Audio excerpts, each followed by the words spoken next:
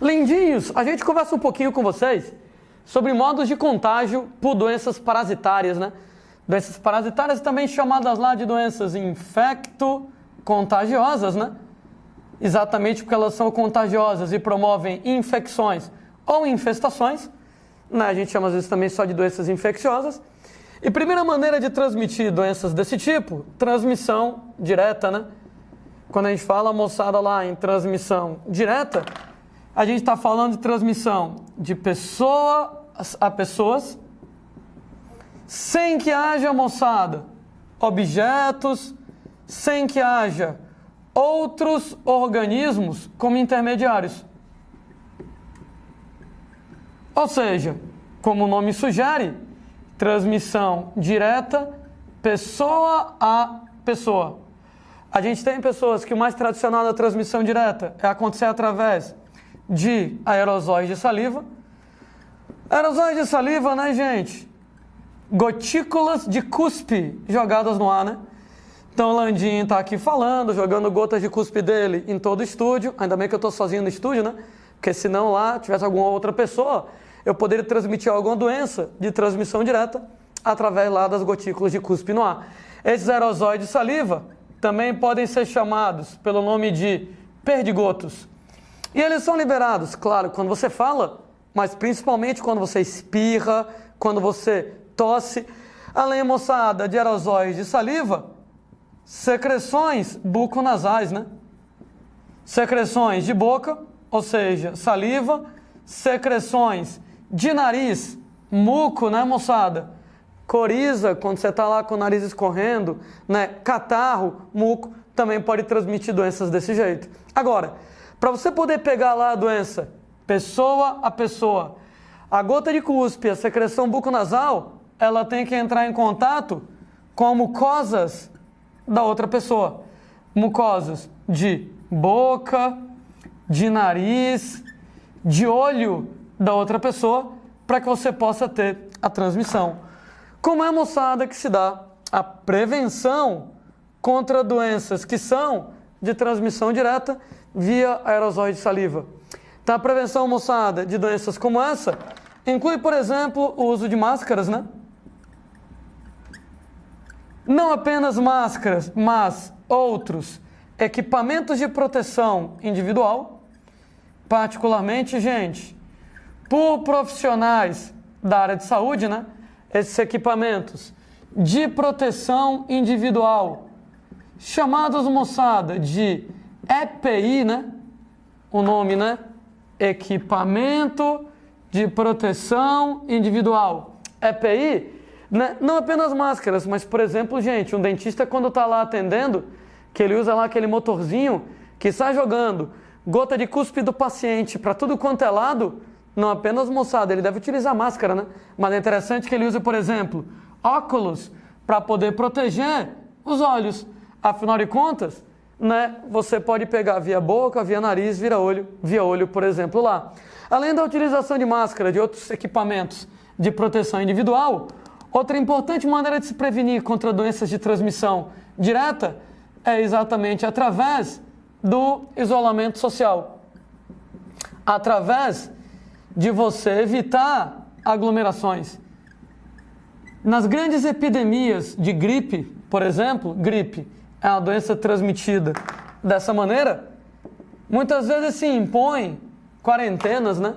Quando a gente fala lá em se impor quarentenas, né? Todo mundo, gente, de castigo em casa, exatamente para poder, duas coisas: quem não está doente, não ficar doente, e quem está doente, não passar a doença para outras pessoas.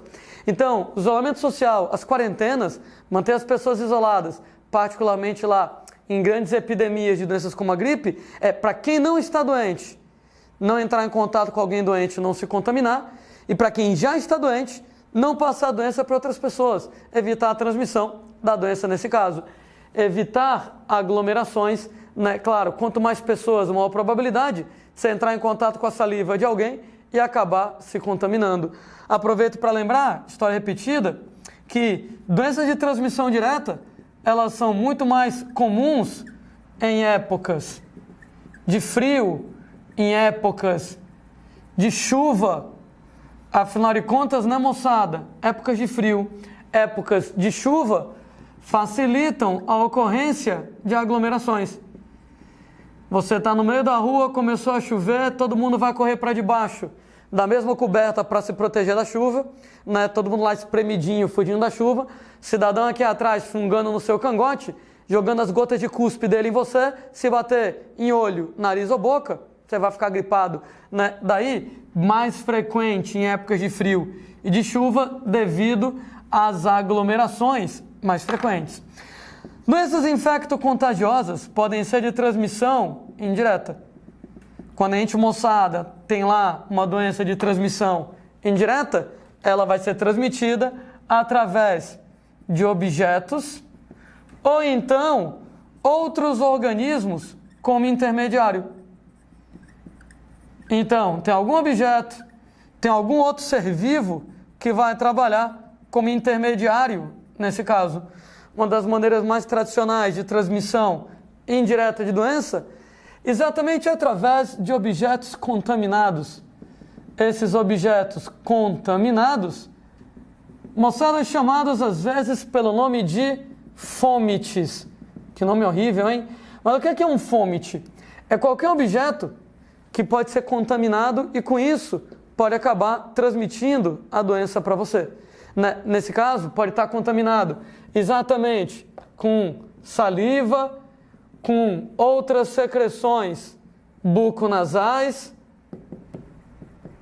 E com isso, gente, através, por exemplo, das mãos, tocou no objeto, contaminado com a saliva, né, contaminado lá com o muco, tocou, por exemplo, em olho, nariz e boca, você acaba se contaminando. Então, isso aí, batendo em mucosas, no caso lá, boca, nariz e olho.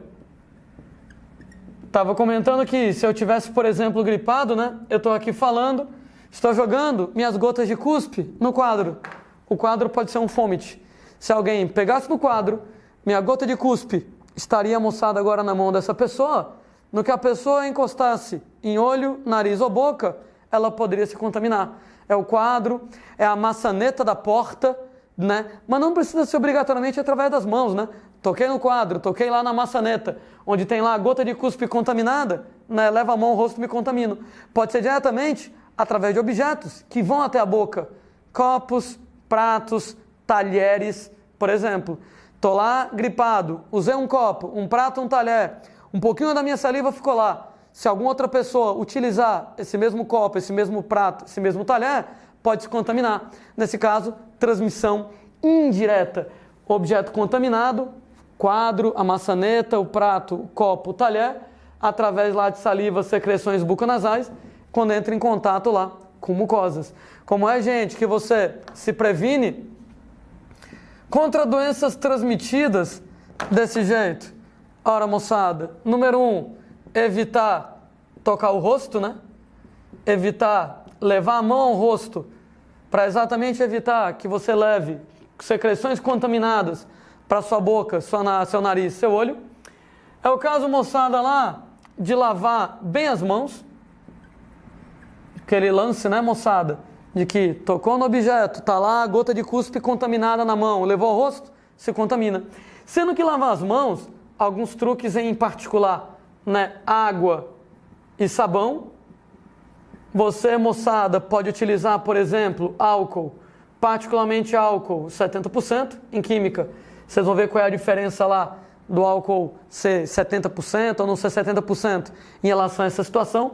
Mas o que é que me interessa hoje é que quando você trabalha lá com água e sabão com álcool 70%, isso aí, moçada, dissolve membranas celulares. Então, se for, por exemplo, uma bactéria, a membrana celular da bactéria é dissolvida pela água e pelo sabão, pelo álcool 70%. Ah, e dissolve também envelopes virais. Vírus, né? Basicamente, eles são formados por uma cápsula de proteína e o material genético. Só que alguns vírus, além da cápsula de proteína e do material genético, por fora da cápsula de proteína, tem um envelope feito de lipídios. Esse envelope, inclusive, com a estrutura muito semelhante à da membrana celular. Da mesma maneira que água e sabão, que álcool 70 vão dissolver membrana celular, acaba dissolvendo também envelope viral. E aí o vírus sem envelope não vai conseguir funcionar normalmente. Então, por isso que esses caras aqui acabam sendo interessantes. O controle de doenças de transmissão indireta também pode ser feito através de desinfecção de objetos contaminados ou potencialmente contaminados. Quando a gente fala em desinfecção, inevitavelmente a gente lembra de um termo relacionado, que é o termo esterilização. Ambos dizem respeito à eliminação de micro-organismos, entretanto, quando a gente fala em desinfecção, é a eliminação da maior parte das formas de vida de um sistema. Da maior parte dos micro-organismos de um sistema. Enquanto, gente, a esterilização, ela vai ser a eliminação de simplesmente todos os micro-organismos, todas as formas de vida de um determinado sistema. De maneira geral, moçada, a desinfecção não elimina esporos, enquanto que a esterilização, ela tem o objetivo de eliminar até mesmo os esporos bacterianos. Para quem não lembra das aulas de origem da vida, né? Quando você fala lá em esporos, uma vez que uma bactéria é submetida a uma condição adversa, muito calor, muito ácido, muito sal, a bactéria ela reforça a parede celular dela, reduz o metabolismo dela até zero, ou quase zero, que a gente chama de vida latente, e assume, moçada, a forma de esporo.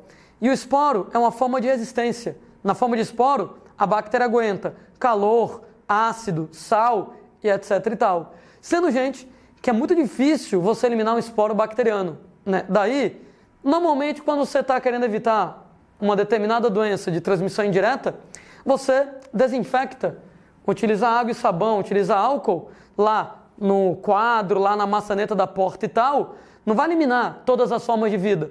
Elimina a maioria, o suficiente para evitar a contaminação. Mesmo porque, no caso lá do quadro, da maçaneta da porta, isso aí no máximo vai entrar em contato com sua mucosa. Então o micro-organismo ainda ia ter que atravessar a mucosa para cair no sangue para poder causar uma determinada doença. E aí, moçada, como o esporo está com metabolismo zero ou quase zero, o esporo já não vai penetrar facilmente desse jeito.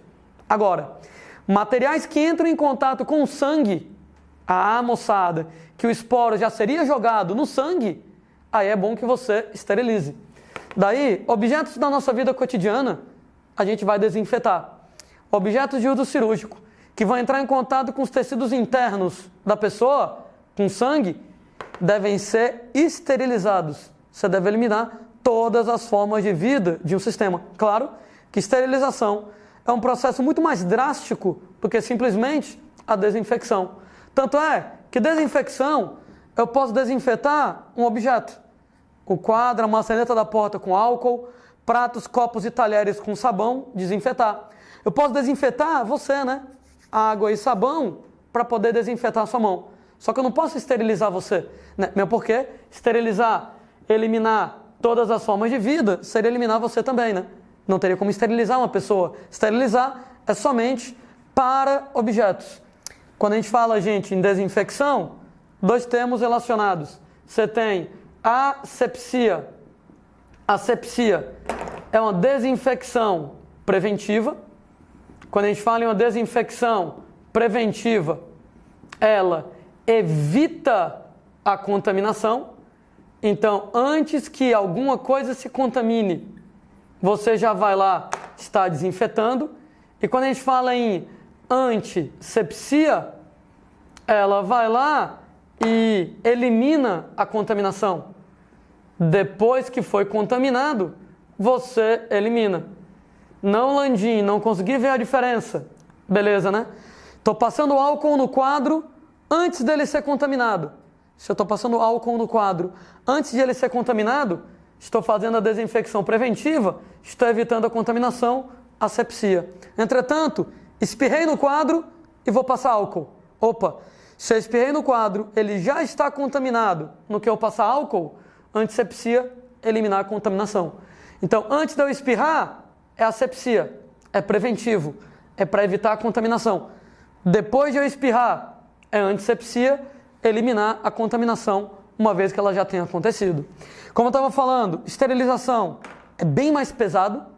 Quando a gente fala lá em esterilização, a gente vai estar falando em eliminar até os esporos. E eliminar os esporos não é nada fácil. De maneira que trabalhamos com calor muito intenso, né? Temperatura lá de ebulição da água, 100 graus, esporos, muitas vezes sobrevivem a essa temperatura. Então precisarei de temperaturas maiores do que isso, às vezes 300, 400 graus Celsius, para eliminar todos os esporos. E aí, existem aparelhos, como as estufas, como os autoclaves, que são utilizados em ambiente médico para poder esterilizar, né, tesouras, para poder esterilizar alicates, etc. e tal. Todos aqueles materiais que o dentista usa em você é esterilizado em autoclave. Ou então estufa. Hoje em dia se usa mais o autoclave, que ele é mais eficiente. Você pode trabalhar com substâncias químicas. Uma agente famosa aí no meio médico vai ser o glutaraldeído. Pega, por exemplo, né, o tio dentista vai usar aquele motorzinho em você e tem aquelas brocas, né? Não sei se alguém já notou que a broca fica guardada dentro de um líquidozinho colorido, glutaraldeído, para manter aquilo ali esterilizado, né? Para exatamente evitar a contaminação de alguém, né, com a bactéria. Usei a broca num paciente, usei a broca em outro paciente, não tem problema, o glutaraldeído elimina até os esporos. Moçada, a gente pode utilizar radiação, né? Principalmente raios gama aqui na jogada. A propósito, né? Materiais normalmente lá que são muito invasivos, bisturis, agulhas, gente, hoje em dia a gente não reutiliza, né? A gente, usei lá o bisturi, usei a agulha, vou esterilizar para usar em outro paciente. De jeito nenhum, aquilo ali é descartável, né? Usei lá o bisturi, usei a agulha naquele paciente, jogo fora, não vou reutilizar nem se eu esterilizar, então não vou esterilizar aquilo, né, exatamente para evitar completamente o perigo de transmissão de determinada doença. Naquilo ali não é reutilizado, nem se for esterilizado. Você não esteriliza, aquilo ali é jogado no lixo. Agora, ele já vem esterilizado de fábrica, né? Então mesmo você que vai fazer uma tatuagem, presta atenção na agulha do tatuador, exija agulha descartável. Então a agulha vem lá num plásticozinho, o cara abre, coloca lá na máquina de tatuagem e aquela agulha já vem esterilizada da fábrica através de raios gama. Né? É bem bacana utilizar raios gama para esterilizar agulhas e bisturis, porque calor, substâncias químicas podem deixar menos afiado o bisturi, pode deixar menos afiado a agulha, pode prejudicar o que a gente chama de fio do bisturi, né? O corte do bisturi. E os raios gama não. Então normalmente lá, né, materiais cortantes, materiais perfurantes, como bisturis, né, e agulhas, né, número 1, já vem esterilizado de fábrica com raios gama. E número 2, não devem ser reutilizados, deve ser descartável. Landinho, você esterilizar. Não se esteriliza isso para reutilizar. A utilização é uma só vez. Estava falando sobre doenças de transmissão indireta, né? Gripe tem transmissão direta, mas gripe também, moçada, apresenta lá transmissão indireta. Então, gripe pode ser também transmitida indiretamente através de objetos contaminados. Evitar tocar o rosto, lavar as mãos, etc. e tal. Desinfetar, maneiras também de evitar gripe, além de isolamento social, uso de máscaras e etc. e tal. Continuo, moçada, conversando sobre mecanismos de transmissão de doenças. Você tem, por exemplo, a transmissão sanguínea. Transmissão sanguínea, ela, moçada, pode ser direta através de transfusão ou indireta através lá de objetos contaminados, né? Então isso aqui através de transfusões, através, moçada, de objetos contaminados com sangue, seringas, agulhas, bisturis e aí vai. Sendo que quando a gente fala lá em doenças de transmissão sanguínea, ora, como é que a gente vai se prevenir contra essas doenças? Número 1, né, moçada? Cuidados com os bancos de sangue.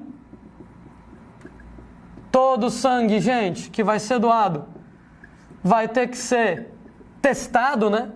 Exatamente. Você realizar testes para doenças transmissíveis por sangue. Exemplos de doenças transmissíveis através de sangue. Eita, gente, tem um bocado, né? A AIDS, claro, é a mais famosa delas.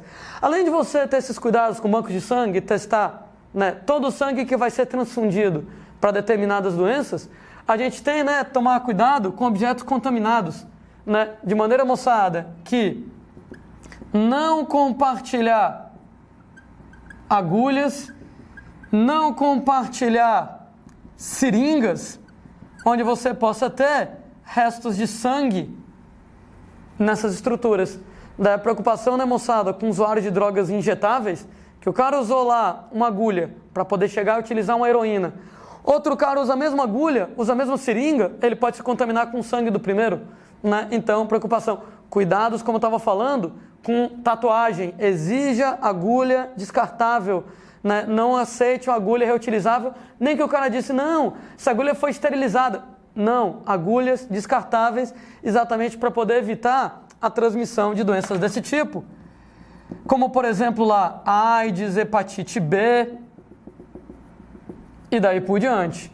De maneira geral, moçada, doenças que são transmitidas por sangue também podem ser transmitidas por sexo, né? Quando a gente fala, moçada, em doenças de transmissão sexual, exatamente transmitidas através de sexo, seja ele vaginal, seja ele anal, e em alguns casos, até mesmo através de sexo oral, a transmissão ela pode ser feita. Por que toda doença transmissível por sangue pode ser transmissível por sexo? Porque, moçada, o ato sexual envolve atrito, né? O vai e vem do ato sexual, o atrito do ato sexual, ele promove microlesões. Ele acaba causando lesões microscópicas, calma, não são lesões visíveis, mas microlesões, por exemplo, na pele do pênis, na mucosa, gente, da vagina, na mucosa, gente, do ânus. E com isso, você pode ter o contato do sangue dos doentes, ou do doente, né, com a pessoa não doente, né? Então, permitindo lá o contato de sangue entre os parceiros sexuais. Se um deles tiver a doença ou outro não, você pode acabar tendo a transmissão, né? No caso do sexo anal, a transmissibilidade de doenças é muito maior. Por quê? Porque a mucosa do ânus é extremamente vascularizada. No que a mucosa do ânus é supervascularizada, o sexo anal, ele promove ruptura de capilares sanguíneos, não é visível, tá, moçada? Não vai provocar sangramento visível, mas essa ruptura de capilares sanguíneos, né, é mais intensa lá no sexo anal, o que facilita o contato de sangue entre os parceiros, né? No caso do contato de sangue de um parceiro com outro, sangue com sangue, e com secreção como esperma, fluido vaginal. Aí algumas doenças, lá você vai ter um micro-organismo no esperma, no fluido vaginal, e com isso a transmissibilidade ela vai estar acontecendo. Como é, moçada, que a gente vai se prevenir contra doenças de transmissão sexual? Número 1, e principalmente, né, a utilização de preservativo. Camisinha, né? Eu lembro para vocês que o preservativo, ele vai oferecer o que a gente chama às vezes de dupla proteção. Quando a gente fala de dupla proteção, tanto protege contra infecções sexualmente transmissíveis, como também protege contra uma gravidez indesejada. Bem bacana aí nesse caso, né? Então, preservativo, a redução no número de parceiros. Quando eu falo, moçada, em redução no número de parceiros, bom, quanto menos parceiros sexuais você tiver, menor a probabilidade de que um deles apresente uma infecção sexualmente transmissível, menor a probabilidade de você se contaminar. De maneira que, se alguém colocar numa questão que o comportamento monogâmico, ele ajuda a evitar doenças sexualmente transmissíveis, beleza, moçada? Isso é verdadeiro. Alguém vai lá e brigar comigo. Ô, Landim, monogamia, que coisa careta, né? Que coisa ultrapassada, o lance agora é amor livre e etc e tal. Ô, moçada, beleza, só toma cuidado com sair pegando todo mundo por aí que camisinha funciona? Funciona. Mas sempre tem a probabilidade de uma camisinha rasgar. Sempre, moçada, tem lá as preliminares, onde às vezes não se usa lá a camisinha e você pode acabar contraindo alguma doença por causa disso. Sempre tem a possibilidade de, na hora lá do vamos ver, né, no calor lá da coisa, não vamos usar a camisinha não, e você de repente aceitar não usar a camisinha. Então, quanto mais parceiros sexuais, sim, maior o risco de você acabar contraindo a doença sexualmente transmissível. Daí, comportamento monogâmico, se você só estiver pegando uma pessoa, e principalmente, se essa pessoa também só estiver pegando uma, se você estiver pegando uma pessoa, e essa uma pessoa estiver pegando várias, não vai adiantar, né? Então é importantíssimo que você esteja pegando uma, e essa uma também só esteja pegando você, beleza. Nesse caso, diminui o risco lá de transmissão de doenças sexualmente transmissíveis. Segundo lá, a Organização Mundial de Saúde, quem tem mais do que 5 parceiros sexuais diferentes por ano é comportamento de risco para doenças sexualmente transmissíveis. Isso quer dizer que quem esse ano já pegou 5 pessoas, não pode pegar mais ninguém esse ano, hein, gente? Só ano que vem agora, se preocupe não, né? 31 de dezembro lá, né, no Réveillon, zera tudo, 1º de janeiro, você tem direito a mais 5. O problema, né, é que tem gente lá que só no carnaval, eita caramba, já está devendo para os próximos 5 ou 6 anos aí na brincadeira, né? Passou o rodo geral, pegou um bocado de gente e, cuidado, mesmo com camisinha, mais do que 5 parceiros sexuais por ano, comportamento de risco para você desenvolver doenças sexualmente transmissíveis. 5, hein? Conta aí quanto você já pegou esse ano, vê se você tem direito ainda de pegar alguém esse ano, ou moçada, só pro ano que vem. E Landim, faz 2 ou 3 anos que eu não pego ninguém. Ano que vem, quando eu entrar na faculdade lá, eu posso pegar lá 15, 20 de uma vez? Eita, rapaz, perigoso, né? Volto a dizer, por ano, mais ou menos, é a recomendação. Como exemplos, moçada, de doenças de transmissão sexual, é o caso de AIDS, é o caso de hepatite B. Como eu estava dizendo, toda doença que é transmitida por sangue é transmitida por sexo. O atrito, o vai e vem do ato sexual, as microlesões em pênis, vagina e ânus, permite, moçada lá, o contato do sangue com o sangue do parceiro, com esperma, com fluido vaginal, e a vai e vem nesse caso lá, né, a transmissão sexual. Mas também algumas que não passam por sangue, como gonorreia. Né? Gonorreia, por exemplo, ela vai passar via sexo, mas não vai passar via sangue. Então, doenças que passam por sangue, passam por sexo, mas não necessariamente doenças que passam por sexo, passam por sangue também. Todas essas doenças aqui são chamadas de DST, doenças sexualmente transmissíveis, ou, mais modernamente, IST. Então o nome DST está caindo em desuso, doenças sexualmente transmissíveis, o nome IST está sendo mais utilizado agora. Agora, por que a galera está evitando o nome doenças sexualmente transmissíveis e está preferindo o nome infecções sexualmente transmissíveis? É porque, gente, nem toda doença sexualmente transmissível vai ser uma doença de verdade. Porque pode ser que ela não desenvolva sintomas, né? Pega, por exemplo, lá, AIDS, tem muitas pessoas que têm um HIV, mas não tem sintoma nenhum. Ora, se o cara tem um HIV, mas não tem nenhum sintoma, ele não tem uma doença, né? O cara, moçada, tem infecção sexualmente transmissível, mas não tem a doença. Então, eu vou usar o nome DST, porque é questão de costume, mas já tem um tempo que a orientação é mudar o nome DST para o nome IST. Infecções sexualmente transmissíveis, volto a dizer, nem toda DST é uma doença. Às vezes não tem sintomas, como a AIDS não tem sintoma, como a hepatite B, às vezes não tem sintoma, mas o cara pode transmitir. Daí melhor usar o nome infecções sexualmente transmissíveis.